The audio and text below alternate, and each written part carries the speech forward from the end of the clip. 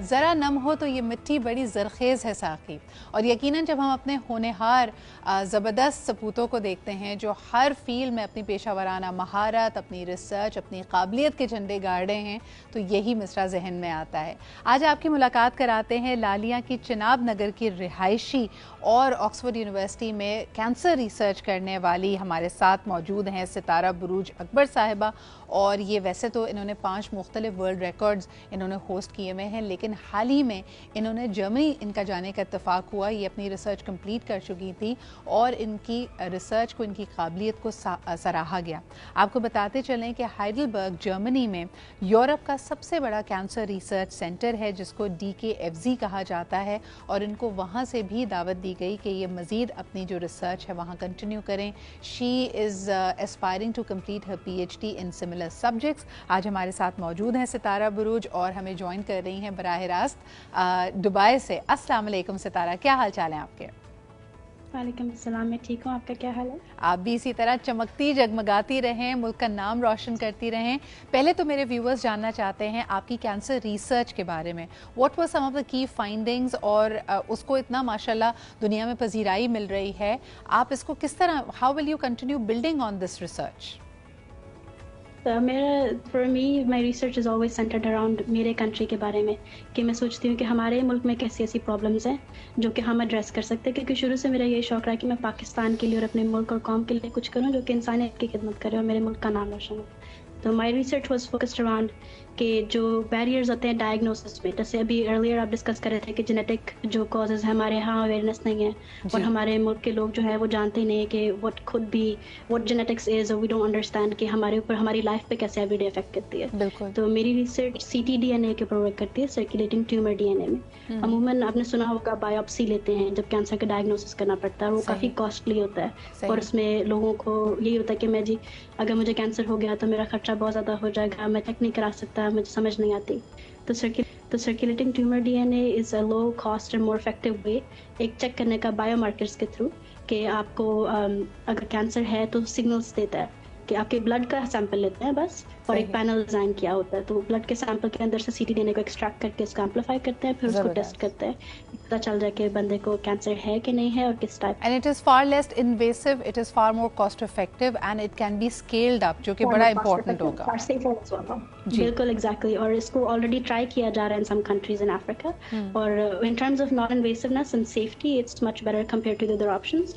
और जो कि ह्यूमंस के ऊपर भी जो इम्पैक्ट होता है ना, इट्स साइकोलॉजिकली भी हमने देखा है कि लोगों को दे फील लेस वरीड। जबकि अगर आप बायोप्सी का सैंपल ले, even if it's not cancer it's something else, वो बंदे के दिमाग में से खौफ कभी नहीं जाता। और ये इसके अंदर बेटर ये है कि अर्ली डायग्नोसिस पॉसिबल होता है, कि this is something that can be done once every 6 months. और अब काफ़ी सारे कैंसर्स की टाइप ऐसी हैं जो कि ट्रीटेबल हैं अगर उनको अर्ली डिटेक्ट कर लिया जाए, तो this helps in that as well. And Sitara, जो हमारे कल्चरल और जिस तरह आपने कहा था कि साइको सोशियो बैरियर्स हैं, उसके थ्रू भी हमें जाने का मौका देता है, क्योंकि आपने बिल्कुल सही कहा कि खुदा ना खासा अगर कोई गिल्टी, कोई सिस्ट कभी डिस्कवर होती है तो हमारे यहाँ आम तासुर ये है कि इसको छेड़ो मत, इसको छेड़ा तो कहीं खुदा ना खासा कैंसर फैल जाएगा या बढ़ जाएगा। लेकिन मुझे ये बताइए कि अमूमन जो आप जैसे रिसर्च कर रही हैं, जो रिसर्च सेंटर्स हैं यूरोप, उनका जो पॉपुलेशन स्केल है वो बहुत मुख्तलिफ है, and even they are struggling with being welfare states, with providing care to cancer patients. क्या इस तरह की जो क्रिटिकल इलनेसेस होती हैं उसको कैसे हैंडल करें for larger population, it's debatable. People everywhere have been asking questions to their governments. लेकिन बिलखुसूस हमारे जैसे ममालिक, आपने जैसे कहा कि जहाँ आबादी भी ज़्यादा है, वसाइल भी कम हैं, हम इस तरह के चैलेंजेस से कैसे निबर्दाज़मा हो सकते हैं? What is your recommendation in terms of our policy and taking and providing care for these cancer patients? I think सबसे इम्पॉर्टेंट चीज़ जो मैं पहले भी डिस्कस कर चुकी हूँ with people in the government and people who are holding key stake holder positions is हमारे यहाँ अवेयरनेस ही नहीं है। काफ़ी सारी चीज़ें ऐसी होती हैं कि जैसे अब कैंसर का डायग्नोसिस सुन के तो हमारे दिमाग में फ़ौरन आता है कि this is a death sentence, even the most of the cancers have treatments now, वो हमें अवेलेबल नहीं होती है। कैंसर तो क्या हमारे पास नॉर्मल एवरीडे चीज़ें, कितने सारे बच्चे होते हैं जो कि बलूचिस्तान में कई दफ़ा केसेस आते हैं, पंजाब में, सिंध में, जिनको दे हैव रेबीज़ और उसकी वैक्सीनेशन है, उसकी ट्रीटमेंट उनके पास अवेलेबल नहीं होती। तो कैंसर तो बहुत बाद की चीज़ है, हमारे पास हेल्थ केयर का इंफ्रास्ट्रक्चर ही नहीं है। और ये welfare states when it comes to even doing research, जब आप पाकिस्तान में कहते हैं कि कोई बायो बैंक अवेलेबल हो, या मैं पाकिस्तानी जेनेटिक्स को, पाकिस्तानी जेनेटिकल हेरिटेज को स्टडी करना चाहता हूँ, we don't have the resources available to the scientists. और हमारी गवर्नमेंट क्या रिसर्च को भी सपोर्ट उस सेंस में नहीं करती जिस तरह की यूरोपियन गवर्नमेंट्स करती हैं। जब हम रिसर्च के लिए डेटा सेट्स भी ढूंढ रहे होते हैं तो we usually get the data sets of people who are Caucasian, जो कि वाइट यूरोपियन डिसेंट से होते हैं। वो सेम चीज़ें हमारी जेनेटिक्स के साथ ट्रांसलेट नहीं हो सकती। तो उसमें जो सबसे पहले और सबसे इम्पोर्टेंट चीज़ ये है कि हमारे यहाँ एक तो अवेयरनेस पैदा की जाए और दूसरी टॉलरेंस हो।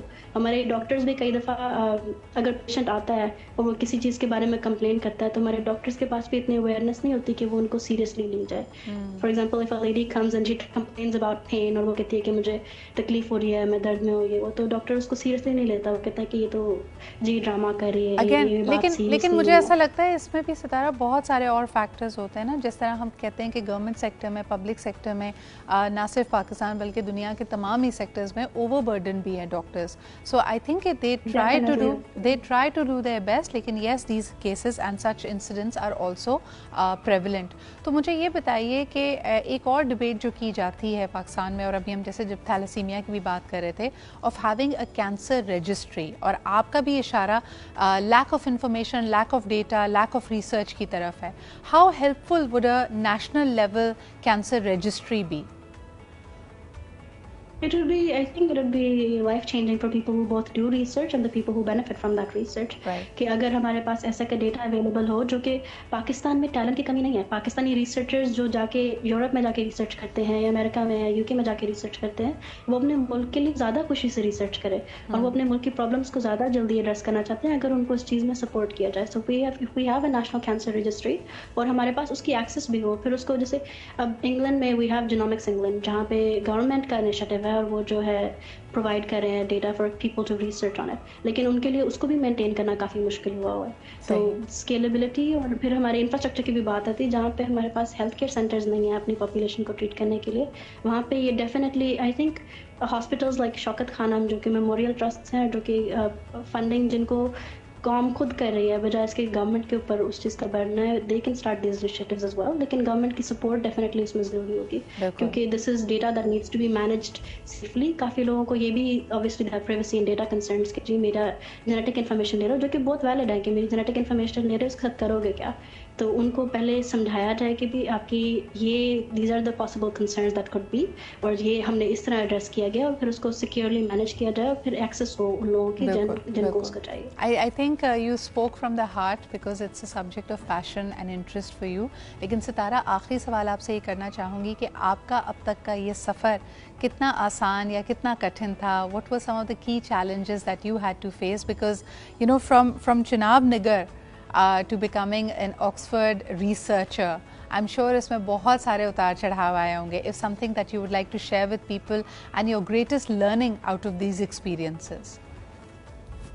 मैं सबसे पहले तो वही चीज़ होती है ना कि जब हम कहते हैं कि जी मेरी सिचुएशन बहुत टफ थी, मैं तो बहुत मुश्किल में था। मुश्किल वक्त हर एक के ऊपर आता है, but when the going is tough, the tough have to get going. और अगर हम यही सोचते रहेंगे कि मेरे मुल्क ने मुझे क्या दिया, पाकिस्तान ने मेरे लिए क्या किया, पाकिस्तान आपको सब कुछ दे चुका है, आपकी आइडेंटिटी, आपकी पहचान, कल्चर, लैंग्वेज, आपने पाकिस्तान को क्या दिया।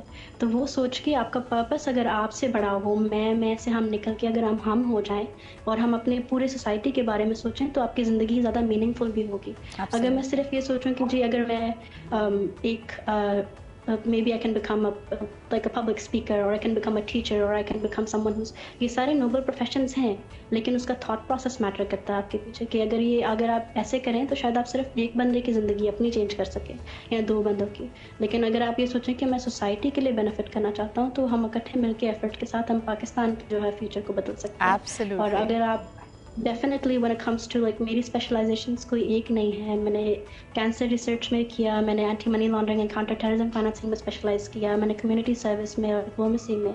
तो आप एक स्टार क्यों बनना चाहो जब आप पूरी कॉन्स्टलेशन बन सकते हो। और पाकिस्तान में जो है वो I think some of the most brilliant minds दुनिया में अल्लाह मियां ने दिए हैं।